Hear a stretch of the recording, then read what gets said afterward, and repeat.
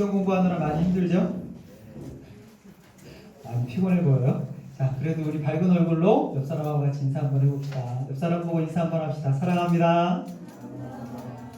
사랑합니다. 사랑합니다. 오늘은 하나님의 말씀을 듣기 전에 여러분들을 위해서 아주 작은 선물을 준비했습니다. 여러분들의 피로를 풀어주려고 비타민을 준비했어요. 비타민 좀 나눠주세요.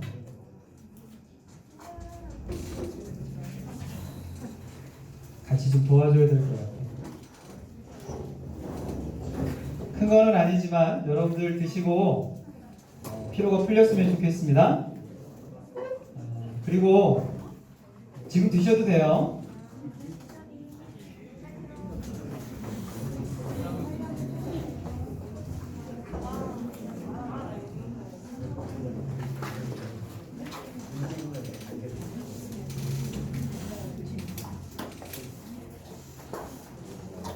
비타민 드시고 힘내시고, 그리고 비타민보다 더 좋은 우리 하나님의 말씀과 하나님의 은혜를 또한 먹도록 합시다. 지금 드셔도 됩니다. 오늘 같이 나눌 하나님의 말씀은 사도행전 8장 1절에서 8절까지 말씀입니다. 사도행전 8장 1절에서 8절까지입니다. 여기 앞에 혹시 성경책 없는 우리 학생 성경책 좀 갖다 주시겠어요?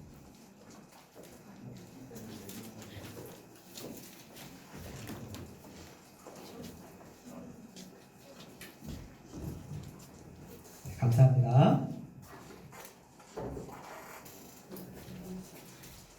같이 말씀 보도록 합시다. 사도행전 1장 8절에서 8절입니다. 신약성경 199페이지. 같이 한 절씩 교독하도록 합시다. 제가 먼저 읽겠습니다.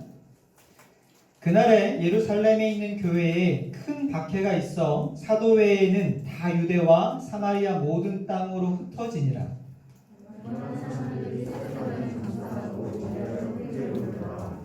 사울이 교회를 잔멸할세 각 집에 들어가 남녀를 끌어다가 옥에 넘기니라.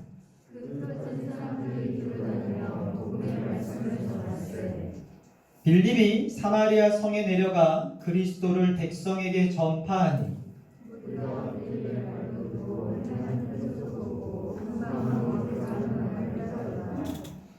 많은 사람에게 붙었던 더러운 귀신들이 크게 소리를 지르며 나가고 또 많은 중풍병자와 못 걷는 사람이 나으니.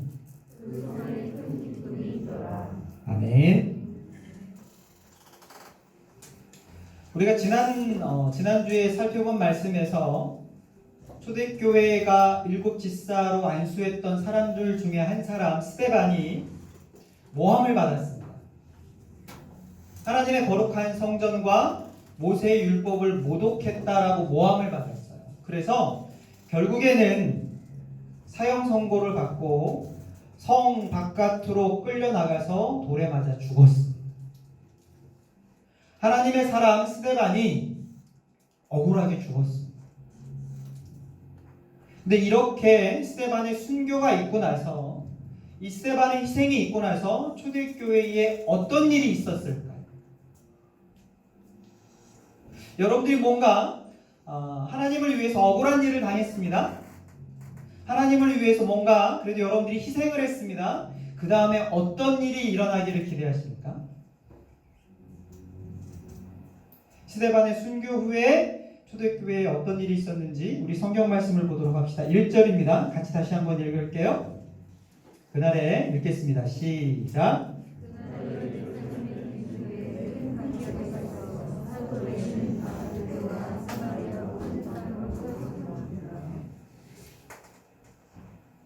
하나님의 사람 스데반이 죽고 나서 뭔가 다시 교회가 회복되어지고 교회가 나아진 게 아니라 더 안 좋아졌어요.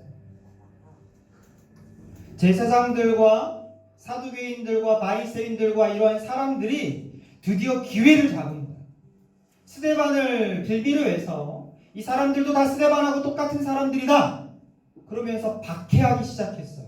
그 그 박해에 앞장섰던 사람이 누구냐면 오늘 성경에 기록되어 있는 대로 사울이라는 사람이에요. 각 집집마다 돌아다니면서 예수님을 믿는 사람들을 너 예수님 믿지? 하고 색출해내고 잡아다가 감옥에다 가두었어요.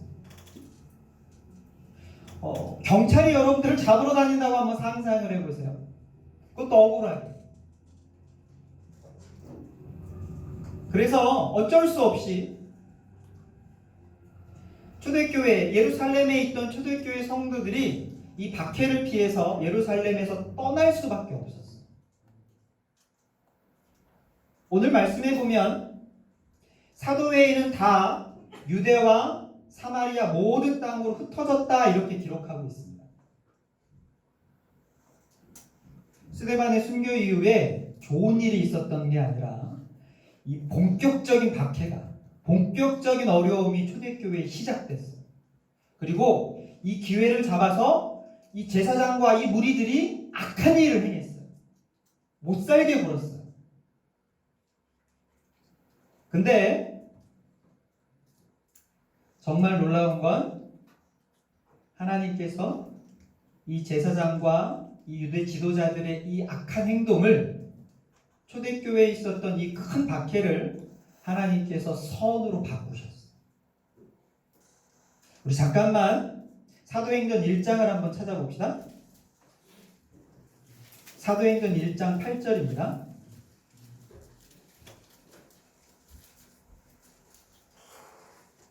같이 읽겠습니다. 사도행전 1장 8절.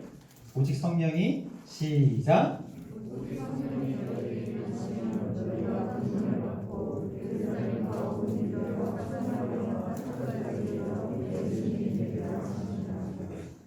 이미 예수님께서 약속하신 것이 있습니다. 오직 성령이 너희에게 임하시면. 근데 이미 초대교회에 성령이 임했습니다. 너희가 권능을 받고 온 유대와 사마리아 땅 끝까지 너희가 복음을 전하는 사람이 될 거다. 이렇게 약속을 하셨거든요. 근데 아직까지 이 박해가 있기 전까지는 이 초대교회는 예루살렘에만 있었어요.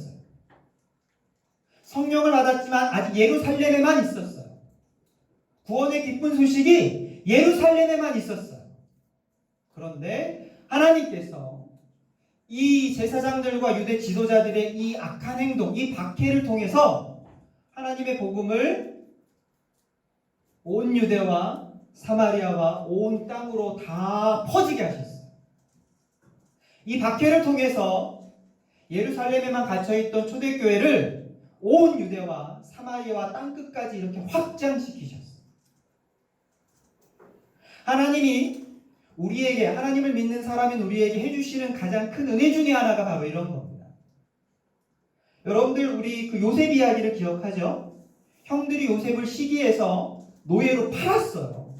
형들이 요셉에게 악한 일을 했습니다. 박해를 가했습니다. 근데 하나님께서 그 일을 어떻게 바꾸셨습니까? 요셉이 이집트의 총리가 되는 그런 놀라운 일로 바꾸셨습니다. 여러분들에게 뭔가 지금 안 좋은 일이 일어나고 있습니까? 혹은 여러분들의 마음을 어렵게 하는 일이 있습니까? 누군가 나를 못살게 굴고 혹시 괴롭히나요? 실망하지 마십시오. 그리고 하나님을 봅시다. 하나님께서 나에게 뭐라고 말씀하시는지 그 음성을 들읍시다. 하나님께서 그 악한 일을 선으로 바꾸실 겁니다. 선으로 바꾸실 줄 선으로 바꾸실 줄로 믿읍시다. 아멘입니까? 아멘. 계속 말씀 봅시다. 4절에서 6절까지 같이 보도록 하겠습니다. 8장 4절에서 6절입니다. 같이 읽겠습니다. 시작.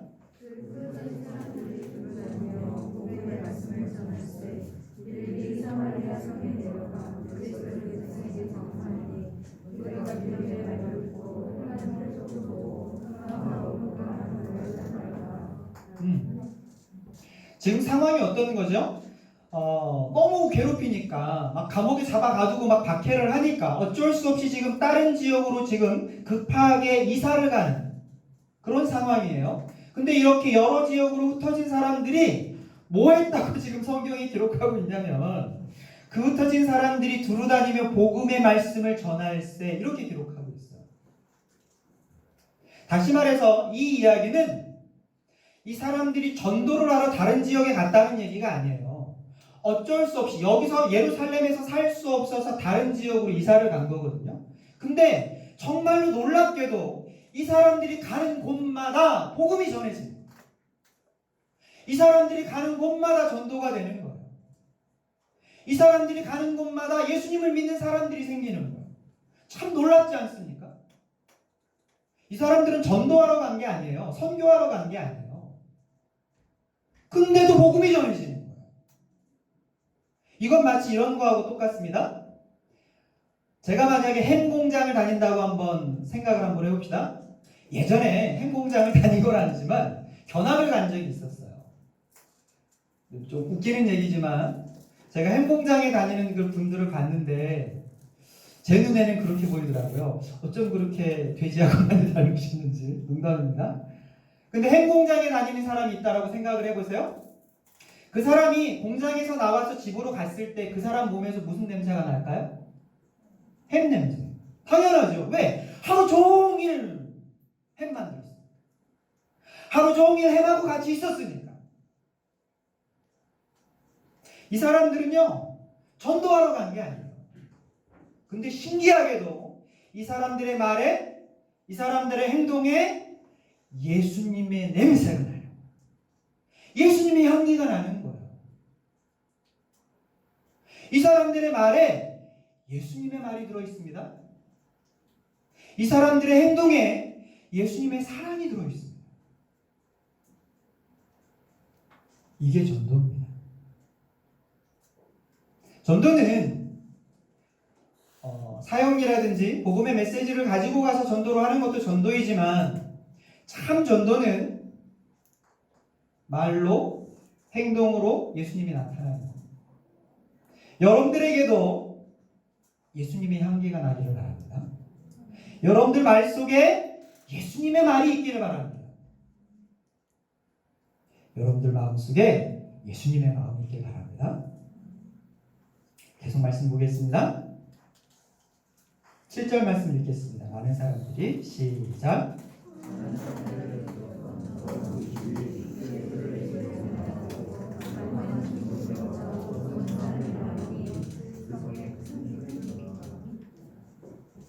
참 좋은 말씀입니다.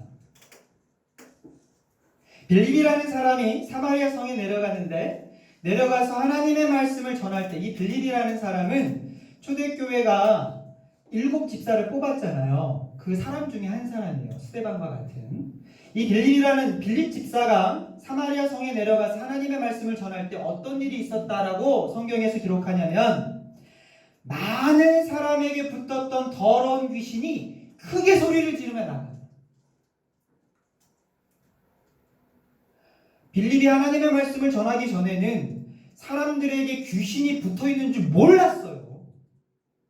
여러분들 지금도 사실은 우리가 이렇게 깨끗하게 옷을 입고 문명화된 사회에서 살지만 지금도 귀신이 사람에게 붙어 삽니다. 심지어는 여러분들 귀신에게 빌기도 하지 않습니까? 무당들이 하는 게 다 그거잖아요. 귀신에게 비는 거. 더 센 귀신을 찾는 거. 지금도 그렇습니다. 근데 참 신기한 건 이 빌립이 하나님의 말씀을 전하기 전에는 이 사마리아에 있는 사람들이 자기한테 귀신이 붙어있는 줄도 몰랐어요. 하나님의 말씀은 빛입니다. 빛이 비추기 전에는 어둠인 줄 몰라요. 여러분들이 깜깜한 데 있다고 생각해 보세요. 한 달 동안 세수 안 해도 티 안 나요. 보이지 않아. 어두우니까. 근데 빛이 비치는 순간 다 드러나서 보여요. 하나님을 믿는 우리에게도 귀신이 있을 수 있습니다. 귀신이 붙어 있을 수 있습니다. 성경에서 귀신을 뭐라고 이야기하냐면 더럽다라고 표현합니다. 귀신의 특징은 더러운 거예요. 귀신은요, 생각이 더럽고 말이 더럽고 행동이 더럽습니다. 귀신이 붙은 사람은요, 말이 더럽고 행동이 더럽고 생각이 더럽습니다. 세상에 있는 온갖 음란한 거, 폭력, 온갖 죄악들, 다 더러운 거예요. 다 귀신으로부터 오는 거예요. 근데 하나님의 말씀이 전해졌을 때 이 사람들이 자기에게 귀신이 붙어 있다라는 걸 깨달았어요. 그리고 더 놀라운 건 하나님의 말씀이 이 사람들에게 들어갔을 때 귀신이 크게 소리를 지르며 떠나갔습니다. 이게 하나님의 말씀의 능력입니다. 내 안에 있는 귀신을 보게 하는 것, 내 안에 있는 죄를 보게 해주시는 것, 그리고 그것을 떠나가게 해주시는 것, 끊어낼 수 있게 해주시는 것, 그것이 말씀의 능력. 오늘도 여러분들에게 하나님의 말씀의 능력이 임하기를 바랍니다. 여러분들의 마음을 어둡게 하고 여러분들을 괴롭히는 그러한 것들이 있다면 오늘 하나님의 말씀을 붙잡고 떨어져 나가기를 바랍니다. 떨쳐내시기를 바랍니다. 하나님께서 그렇게 해주실 겁니다. 8절 말씀 같이 한번 보도록 합시다. 같이 읽겠습니다. 시작. 빌립이라는 사람이 사마리아 성에 가서 하나님의 말씀을 전했을 때 사마리아 성에 큰 기쁨이 있었다. 이걸 우리가 조금 더 자세히 살펴보면 이런 거예요. 사마리아라는 곳은 어떤 곳이냐면 유대인들로부터, 이스라엘 사람들로부터 차별받는 곳이에요. 말 그대로 무슨 천민촌 같은 그런 느낌이에요. 사마리아는 이스라엘 사람들과 이방 사람들의 혼혈들이 사는 곳이에요. 이스라엘 사람들이 이방 사람들하고 결혼하면서 혼혈이 생겼고요. 이방 사람들하고 결혼하면서 이방 종교가 들어왔습니다. 그래서 이스라엘 사람들이 볼 때는 이 사람들은 부정하고 더러운 사람들, 천민하고 똑같은 사람들. 그래서 상종도 하지 않았어요. 무시하고 차별했어요. 길 가다가 사마리아 사람을 만나면 돌아갑니다. 부딪힐까? 더럽다고 생각했어요. 항상 차별받는 동네, 항상 무시당하는 동네가 사마리아였어요. 그럼 여러분 생각을 해보세요. 사마리아에 기쁨이 넘쳤을까요? 우울했어요. 항상 왕따 당하는 동네, 사람들로부터 손가락질 받는 동네, 그 동네가 사마리아였거든요. 그래서 우울하고 회색빛이고 사람들의 표정이 여러분들하고 같으면 안 됩니다. 어두웠어요. 근데 오늘 빌립이라는 사람이 하나님의 말씀을 전했을 때 이 사마리아가 변했어요. 기쁨이 넘쳤고요. 얼굴이 밝아졌습니다. 동네 전체가 달라졌어요. 하나님의 말씀이 들어갔을 때 이렇게 변했습니다. 여러분들의 얼굴도 변하시길 바랍니다. 또 여러분들만 변할 뿐만이 아니라 여러분들이 이러한 빌립이 되어주시길 바랍니다. 여러분들이 가는 곳이 이렇게 기쁨이 넘치길 바랍니다. 여러분들이 있는 그 장소가 이렇게 변화되기를 바랍니다. 여러분들이 있는 집이 여러분들 때문에 기쁘게 변하기를 바랍니다. 여러분들이 있는 그 그룹이 여러분들 때문에 기쁘고 즐거운 곳으로 변하길 바랍니다. 그러한 여러분들이 기쁨의 사자가 되시길 바랍니다. 오늘 이 말씀을 묵상하면서 사실 처음에는 여기까지밖에 묵상을 안 했어요. 근데 다시 성경을 여러 번 반복해서 보다가 상당히 이상한 부분을 하나 발견했어요. 그게 몇 절이냐면요, 오늘 같이 나누기를 바라는데 5절 말씀입니다. 5절 다시 한번 읽어볼게요. 다시 한번 읽어봅시다. 시작.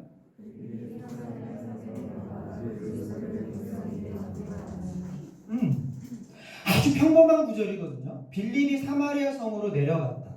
그게 뭐? 빌립이 사마리아 성으로 내려갔다. 근데 이게 가만히 생각해보면 되게 이상한 말인 거예요. 아까도 여러분들 설명을 했지만 이스라엘 사람들은요, 사마리아 사람들하고 상종하지 않아요. 쟤는 부정하고 더러운 사람들이야. 곁에 와도 피합니다. 그래서 예루살렘으로 갈 때 사마리아를 거쳐서 가면 굉장히 빠르거든요. 근데 사마리아를 거치고 싶지 않아서 사마리아 성에 그 동네에 들어가는 것조차 싫어서 이렇게 삥 돌아서 여리고를 거쳐서 이렇게 예루살렘으로 갑니다. 그런데 아니 빌립이라는 이 집사가 하필이면 다른 곳도 많은데 사마리아로 내려갔어. 이게 어떤 느낌이냐면 마치 서연이가 평양에 있는 학교로 전학 간다는 거하고 똑같은 거. 아니 그거보다 더 이상한 거야. 갑자기 서연이가 평양에 있는 고등학교로 전학을 가. 이상하지 않습니까? 이거보다 더 이상한 거예요. 더 말이 안 되는 거예요. 근데 사실 이 빌립보다 사마리아에 먼저 내려가신 분이 계세요. 그분이 누구냐면 예수님이십니다. 아무도 가지 않는 사마리아에 예수님께서 가셨어요. 사람들로부터 무시받고 차별당하고 사람들로부터 더럽다고 손가락질 받는 그 동네에 예수님께서 가셨어요. 예수님께서 제자들에게 내가 사마리아를 통해서 가야 되겠다. 내가 사마리아에 가야 되겠다라고 말씀하셨을 때 제자들이 어땠을까요? 말렸을 거예요. 예수님 거기는 안 됩니다. 거긴 더러운 동네예요. 거긴 가시면 안 됩니다. 근데 예수님께서 가셨어요. 사마리아 성에 가신 이유가 사마리아 성 시장을 만나려고 가신 것도 아니고요. 사마리아 성의 지도자를 만나러 가신 것도 아니에요. 누구를 만나러 가셨냐면 남편이 5인 여자. 사실은 남편이 없는 여자. 여러분들이 이해하실 수 있을까요? 우리 중학생들? 남편이 5인데 사실은 남편이 아니에요. 그래서 사마리아에서조차도 손가락질 받는 여자. 사마리아 사람들에게조차도 따돌림당하고 무시당하고 차별받는 여자. 그래서 남들 아무도 오지 않는 뜨거운 낮 12시에 우물가에 사람들을 피해서 그 우물가에 나왔던 여자. 이 여자 한 사람을 만나려고 예수님께서 사마리아 성으로 가셨습니다. 그래서 그 여자를 만나 주셨어요.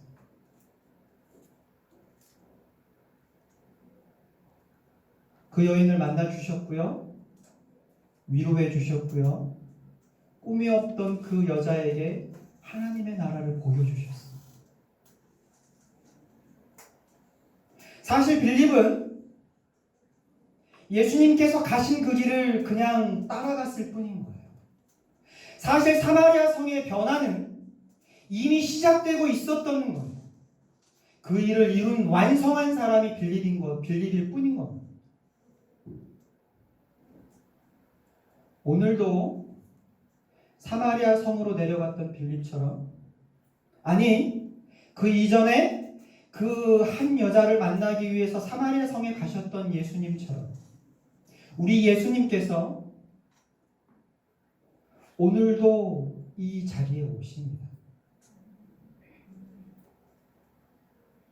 누구를 만나러 오실까요? 나를 만나러 오십니다. 나를 위해서 오십니다. 여기 모이신 여러분들이 오늘 2000년의 시간을 꿰뚫고 이 자리에 오시는 우리 예수님을 만나기를 바랍니다. 예수님의 음성을 듣기를 바랍니다. 예수님께서 여러분들을 만나러 오시는 그 마음을 여러분들의 마음에 느껴지기를 바랍니다. 예수님의 마음이 여러분들의 마음에 닿기를 바랍니다. 그래서 여러분들이 거듭나기를 바랍니다. 여러분들이 그 예수님의 마음으로 힘을 얻기를 바랍니다. 여러분들이 그 예수님의 마음으로 다시 이 세상을 힘차게 살아가기를 바랍니다.